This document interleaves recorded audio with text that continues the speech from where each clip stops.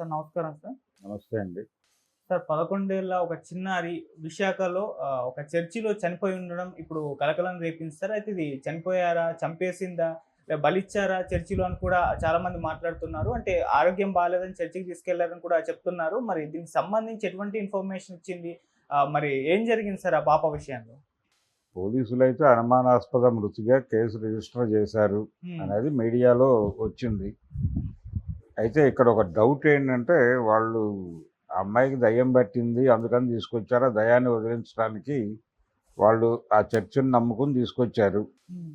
తీసుకొచ్చిన తర్వాత వీళ్ళని లోపల ఉండడానికి వాళ్ళు అలౌ చేయలేదు అనేది కూడా వినిపిస్తున్న మాట.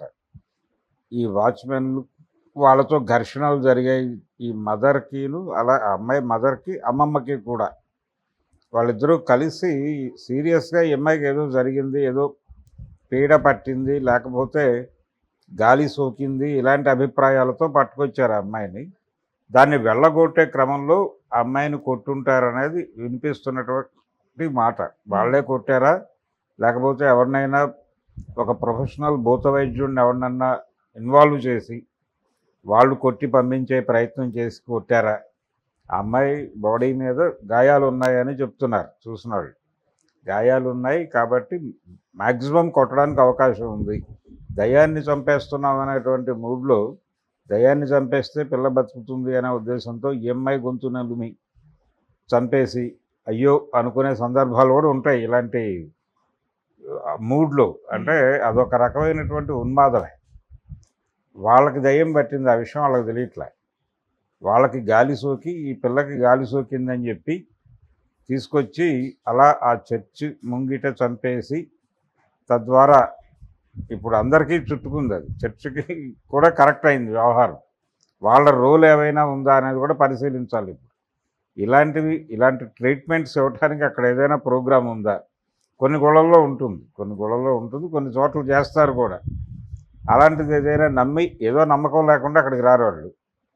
ఇంతకుముందు ఏవో జరిగిన అనుభవాలు ఎవరి దగ్గర నుంచో విన్నవో అలాంటివే డ్రైవ్ చేస్తాయి. అట్లా డ్రైవ్ అయ్యి వచ్చారు వాళ్ళు. తీరా అక్కడికి వచ్చిన తర్వాత ఏదో ఘర్షణ అయింది వాళ్ళకి. ఈ అమ్మాయికి మరి వాళ్ళు ట్రీట్మెంట్ చేశారా, వీళ్ళే ఓన్ ట్రీట్మెంట్ అక్కడ చేశారా? ఈ ప్రస్తుతానికైతే వీళ్ళు కొట్టారు అనేది బయటకు వచ్చింది. వీళ్ళ మీద డౌట్లు చెప్తున్నారు. ఎవరి మీద? ఎవరైతే అక్కడ తీసుకొచ్చారు తల్లి అమ్మమ్మ మీద. ఫాదర్ నాకు చెప్పకుండా తీసుకెళ్ళిపోయారు మా అమ్మాయిని అంటున్నాడు. ఈ పట్టుకెళ్ళి అక్కడ ఏదో ఒకటి చేసి దయ్యం వదిలించే ప్రయత్నం అయిపోయింది. ఇంటెన్షన్ తప్పని నేను అన్ను, కానీ వాళ్ళు అనుసరించినటువంటి మెథడ్ తప్పు. పైగా కడుపు తీపి ఉంటుంది కదా, ఏదో మేరకు అయ్యో అనుకునే పరిస్థితి కూడా లేనంతగా ఆ దయ్యం వదిలించాలి అనే తపన పెరిగిపోయింది వీళ్ళకి ఆ స్థాయికి. ఆ పెరిగిపోవడం చేత ఏం చేస్తున్నామో తెలియని ఒక ఉన్మాద స్థితికి వెళ్ళిపోయి చేసిన పని అది. అందుకని ఒకవేళ వీళ్ళ కళ్ళ ముందే జరిగి ఉంటుంది, అవతల వాళ్ళు ఇంకెవరైనా ఇన్వాల్వ్ అయి చేసినా దాన్ని కూడా యాక్సెప్ట్ చేసే లెవెల్కి వీళ్ళు అమ్మాయిని కాపాడాలి అనేటువంటి కోరిక ఆ లెవెల్కి వెళ్ళిపోయింది అనుకోవాలి. అలాగని పాజిటివ్గా చూడక్కర్లేదు. ఖచ్చితంగా ఇలాంటి వాళ్ళని అరెస్ట్ చేసి కేసులు పెట్టి కొంచెం ట్రీట్మెంట్ ఇస్తే తప్ప కౌన్సిలింగ్ ఇవ్వాలి. ఎందుకు అలా నమ్ముతున్నారు, ఎందుకలా అంటే ఈ అమ్మాయికి బహుశా ఎగ్జామ్స్లో పెర్ఫార్మెన్స్ బాగోకపోవడం ఇలాంటివి ఏవో జరిగి ఉంటాయి. స్కూల్కి వెళ్ళే మూడ్లో లేకపోవడం, స్కూల్కి వెళ్ళకపోవడం, రెగ్యులర్గా అందరు పిల్లలు ఉన్నట్టుగా ఉండకపోవడం, ఇలాంటివేవో చూసి ఇలాంటి అనుమానాలు మొదలవుతాయి. కానీ దానికి రూట్స్ ఏంటి అనేది వాళ్ళు ఏమో ఆలోచిస్తున్నారు, ఎందుకని వెళ్ళటం లేదు స్కూల్కి, లేకపోతే వీళ్ళు అనుకున్నట్టుగా వాళ్ళు జీవించడం లేదు అనిపిస్తే ప్రెజర్ పెడతారు తల్లిదండ్రులు. జనరల్గా పిల్లలకి తల్లిదండ్రులకి గొడవ జరిగేది అక్కడే. వీళ్ళకి కొన్ని అభిప్రాయాలు ఉంటాయనే విషయాన్ని కూడా వాళ్ళు పట్టించుకోరు. ఈ అభిప్రాయాలు వినటానికి కూడా సిద్ధపడరు. తాము చెప్పింది వినటం కోసమే వాళ్ళు ఉన్నారని వీళ్ళు అనుకుంటారు. అనుకుని ఈ బిహేవియర్, ఈ బుల్డోజింగ్ వలన సఫర్ అవుతారు వాళ్ళు, సఫకేట్ అవుతారు.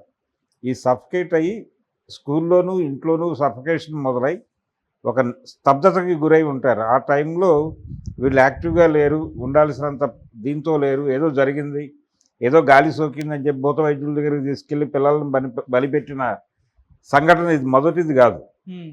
అనేకం ఉన్నాయి చరిత్రలో. అందులో భాగంగానే ఇది కూడా జరిగి ఉండొచ్చు. ఇది ఒక యాంగిల్. రెండో యాంగిల్, అటువైపు నుంచి ఏదైనా జరిగిందా అనేది కూడా పరిశీలించాలి. అక్కడ ఎవరైనా కనెక్ట్ అయ్యి నేను దీన్ని వదిలించేస్తాను అని చెప్పి ఎవరైనా ఇన్వాల్వ్ అయ్యారా? ఇన్వాల్వ్ అయ్యి ఇది ఎవరి కార్యక్రమం ఎవరు చేశారు అనేది నిర్ధారించి వాళ్ళ మీద కేసులు ప్రాపర్గా పెట్టగలిగితే ఇలాంటి వాటికి సంబంధించి ఎవడైనా అడుగు ముందుకేయడానికి కొంచెం జంకుతారు. అది జంకాల్సినటువంటి అవసరం ఉంది. కొంత సీరియస్గా ప్రభుత్వాలు వ్యవహరించాల్సిన అవసరం అంతకంటే ఉంది.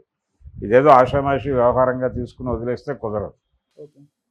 సో కొన్ని బాగా రియల్ లైఫ్‌లో కూడా వింటూ ఉంటాం. అంటే ఆరోగ్యం బాలేనప్పుడు హాస్పిటల్స్ కాకుండా చర్చిల్లోకి తీసుకెళ్తూ ఉంటారు. నయం చేస్తారని చెప్పేసి కొన్ని సినిమాల్లో కూడా చూపించారు. మన 'ఫాదర్ ఫర్ సెల్ఫ్' ఫ్రాన్స్ సినిమాలో ఇటువంటి సీన్ ఒకటి ఉంటుంది. And 'super deluxe' Samantha, Vijay Sethupathi వీళ్ళ సినిమాలో కూడా ఇటువంటి ఒక సన్నివేశం ఉంటుంది. అంటే ఎందుకు హాస్పిటల్ కాకుండా ఇలా ఈ మెథడ్ ఎంచుకుంటారనే దానిపైన అంటే నమ్మకం అనేది నడిపిస్తుంది అనేది ఒక ఒక బిలీఫ్.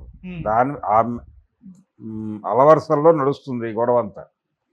అవి చాలా చూస్తున్నాం మనం. చాలా అంటే అందులో కొంత డిజైన్ వ్యవహారం కూడా ఉంటుంది. ఆ వచ్చే వాళ్ళలో పెయిడ్ ఆర్టిస్టులు కూడా ఉంటారు. ఓకే. వాళ్ళు ఆ రియాక్షను పైకి తీసుకొచ్చి వాళ్ళు మాట్లాడేటప్పుడు వాళ్ళు మాట్లాడే స్క్రిప్ట్ అర్థమవుతుంది ఎవరు ఏమిటి అనేది. ఆ ఇన్ఫ్లుయెన్స్తో కొంతమంది వెళ్ళొచ్చు, ఆ నమ్మకంతో అక్కడికి వెళ్తే అయిపోతుంది అని.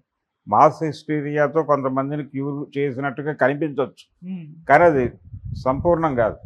ఆ ట్రాన్స్లోంచి బయటకు వచ్చాక మళ్ళీ మొదలైపోతుంది వీళ్ళ గొడవ, వీళ్ళ మందులు, వీళ్ళ గొడవ, వీళ్ళ జీవితం మొదలైపోతుంది. ఇలాంటివి అనేకం జరుగుతున్నాయి, చేస్తున్నారు కూడా, చేయట్లేదని అంటలేదు. మతం అనే దానిలోనే ఇవన్నీ ఇన్వాల్వ్ అయి ఉంటాయి. దేవుడు అనేదే ఒక మిథ్య. అది దేవుడు లేని దాన్ని ఉన్నది అన్నప్పుడే ఇంకా లేనివి ఎన్ని కల్పించగలరు. ఆ టాలెంట్ వచ్చేస్తుంది వీళ్ళకి. ఆ టాలెంట్ వచ్చేసిన తర్వాత ఏదైనా చేసి ఆ లెవెల్లో నమ్మబలకగలరు. ఇది ధర్మానుసారంగా ఉంది అని చెప్పి ధర్మం పేరుతో దాడి చేయగలరు ఒకవేళ ఎవరైనా వాళ్ళని అప్రోచ్ అయితే. అందుకని ఇది డెఫినెట్గా ఒక 3-4 యాంగిల్స్లో పరిశోధన జరిపి ఎలా జరిగింది అనేది నిర్ధారించాల్సిన బాధ్యత మాత్రం